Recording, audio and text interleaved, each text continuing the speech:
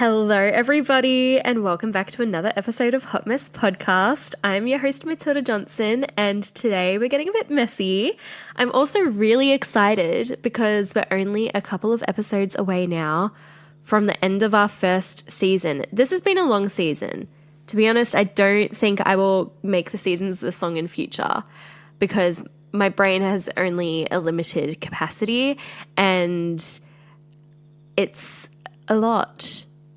So anyway, but season 2 will not be that far away and it's already in the works. We've got a lot of really fun things planned and I'm really excited. We're entering a new era of the Hot Mess and it's going to be very fun and very messy, and that's all I'm going to say about that. But of course, let's start off with the weekly wrap. So guys, I've kind of decided that love just doesn't exist anymore. If you're up to date, I'm going through a breakup currently, and so is my mother, Taylor Swift. I'm very sad for her. She'll never walk Cornelia Street again, and that breaks my heart. So I spent the entire day listening to Taylor Swift pretty much at work with my one AirPod in, just like wailing silently at my desk, which was a lot of fun for my co-workers. They're very concerned for my well-being. But I was also really excited because Boy Genius have come out with a new song, Not Strong Enough, and it is a slap. So Boy Genius is made up of Phoebe Bridgers, Lucy Dacus, and Julian Baker, and I highly recommend listening. If you're into Taylor Swift, if you're into Phoebe Bridgers, if you're into Gracie Abrams, Olivia Rodrigo, all of those kinds of musicians, I recommend listening to this song. I heard it for the first time on the train home today and I was having my main character moment and I was soaking it in and enjoying every second. As for my TikTok feed, I'm so sorry. I know I keep saying in every episode, oh yes, I'll post it on Instagram. I'll post my funniest videos of the week on Instagram, and then I never do, and I apologize. This week I'm actually going to do it because you'll be able to take a look inside my brain and see all the dumb shit that it's being filled with, because nothing is cohesive. It's all just a whole lot of random stuff, and it's all very funny, and I'm just living, loving, laughing through TikTok, which is great. Although, you guys, I had a really, with the whole love not existing thing, let's continue with that. You know, I'm not really reading anything currently that I really want to recommend just yet. So we're just going to jump into the episode. Love doesn't exist right now. You want to know why? Because my celebrity crush is potentially engaged and that hurts my feelings. I feel like I'm more heartbroken over this. Actually, no, I'm not going to say more heartbroken over that than my actual breakup, but it was a stab in the chest and like a twist of the knife. And I'm not going to disclose who the name of the celebrity is because I do live in a state of delusion and think that one day I will interview this person.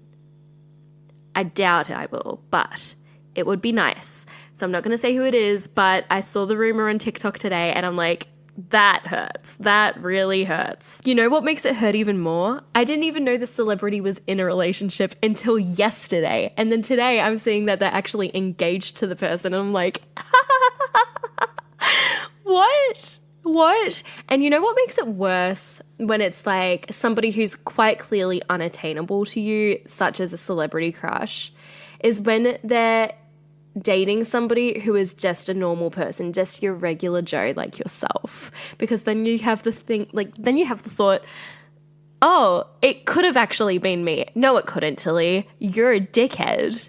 But again, we're living in a state of delusion. And seeing that they're marrying somebody who is just a regular person, you're like, oh, yeah, that hurts. That hurts. And then, you guys, and then on top of that, I was stalking this person on Instagram, not the celebrity, a different person, a regular person who I know through my ex.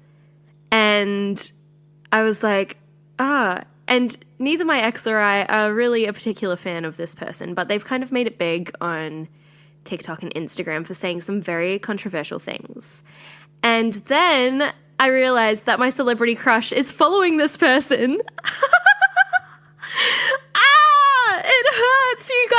guys. It hurts. And what makes it worse is that, okay, so I'm really exposing the celeb and the person who I don't really like that much, but I think it's all in the name of entertainment. But the person who I dislike rose to fame for being basically a hot person, but then also saying really horrible, controversial things about like feminism not being real and the patriarchy only existing for like women to whine about it pretty much. So, you know, seeing that my celeb crush follows that person, it made me dislike the celebrity just a little bit, which made me feel better about myself, I guess. But side note, being a hot person, this is what annoys me about really, really hot people, okay? Like, if you're hot, slay. But also, don't use your hotness to lure in the opposite sex and then say things that you know the opposite sex may enjoy, such as women fucking suck and men should dominate them, just for more men to like you and to get more followers. I don't know. I think that's pretty lame. But that's all I'm going to say about that. That was really off topic. That entire conversation, that entire topic had really nothing to do with what I was planning on discussing, but there you go. That's the story of the day. Wait, you guys, love might actually exist. I just turned my phone on and Millie Bobby Brown is engaged. Love that for her. And also she captioned her engagement post with a Taylor Swift lyric. So love that even more. Congratulations, Millie. Okay, so what this was meant to be about, kind of, is that I've decided, guys, that I'm entering... Well, I don't want to say I'm entering because I feel like I've been in this phase of my life before. I'm re-entering my bad bitch energy moment. And I'm just really happy about it. Every day, okay, this is really funny. Every day at work, my coworkers and I sit around, like the people who I share my little office space with. We say our little morning affirmations together and we always end it with, and we remember we are that bitch. And it just brings a really nice vibe to the workspace. But I really am entering my that bitch era again, which is really nice. And I'm really enjoying it. So I've started back at dance classes. And sometimes, do you ever just like forget who you are? Well, I feel like I've gone back to dance classes and I'm like, wait, I forgot who I was for a second, but now I'm back. And it feels really nice to be like, yeah, wait, I'm actually somewhat talented at some things. I always forget that I am capable of doing things, and then I start dancing or something again, and then I'm like, wait, I'm actually somewhat talented. Amazing. So we love that. I've done a commercial class, I've done a heels class, I'm booked in for a few more, and it just feels really nice to remember who the fuck I am. It's great. So I feel like that's one good thing about going through the breakup that I'm currently going through, is that I'm kind of remembering who I am as an individual.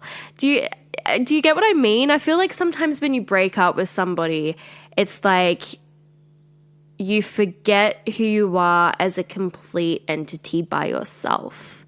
And I feel like I'm kind of getting all the molecules that make myself up as an individual, and I'm slowly getting them all back together and forming a human being again. And it's really fun for me to feel that way. I totally just sounded like Kylie Jenner when she did that interview and was like, 2015 is just like the year of realizing things. Like, I feel like this year we're just going to be realizing everything. So let's pretend that didn't happen. But my friend Gemma, my bestie Gemma, love you Gem, she sent me an episode of a podcast that she was like, Tilly, I think you really need to listen to this right now, because she's seen me going through it. Just expose myself. So she sent me an episode of the podcast from The Psychology of Your 20s, and it's episode 79, and they just released it, and it's The Psychology of Breakups, and it's very interesting. So the entire podcast as a whole, I really recommend, and I'm pretty sure the girl who is the host of the podcast has studied psychology and kind of breaks down different aspects of life and how your brain mentally deals with things. But I found this very interesting, and a few things stuck with me. Firstly, when you fall in love with somebody, it sets off the same chemical reaction in your brain as it would to take cocaine, which is super fun and super fresh and not at all unhealthy, which makes me think falling in love isn't that healthy for you. But regardless, it sets off the same chemical reaction in your brain, which is why people like Coke. And why people get very addicted to it as well. So when you're going through a breakup and you have to separate from the person and you see them less, when you have that sort of heartache for a person and you're missing them and you do kind of want to cling to them and be around them even though you know that you shouldn't be with them, that's because your brain is literally going through the same withdrawals and the same withdrawal symptoms as what you would have from having cocaine withdrawals. Isn't that crazy? Obviously, I won't quote the episode word for word, but there was also a really great section about going through the grieving stages of a breakup and also understanding the different stages of grief and how they relate to relationships. So, for instance, there's different stages of grieving such as denial, anger, bargaining, depression, and acceptance. And I think I've come out the other side of all of those now, which is really good for me. Who knows? In a couple of months, I might say something different, but...